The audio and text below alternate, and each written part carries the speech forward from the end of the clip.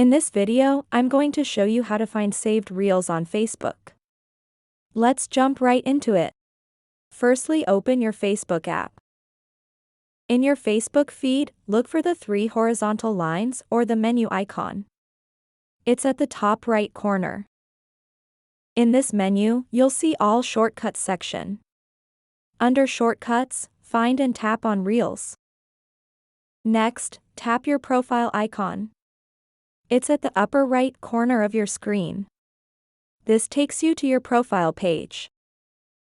On your profile page, you'll find two tabs, one for posts and another for Reels. Click on the Reels tab. Under the Reels tab, you'll see two buttons, Saved and Like. Click on Saved. This will take you to the saved page. On this page, you'll see three categories, Saved Reels, Saved Audio, and Saved Effects. If you're looking for your saved reels, select the Saved Reels category. This is where they're stored.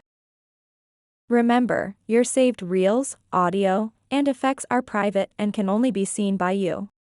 And there you have it. If you have found this video helpful, simply leave a like below or subscribe because it helps me reach more people. See you soon.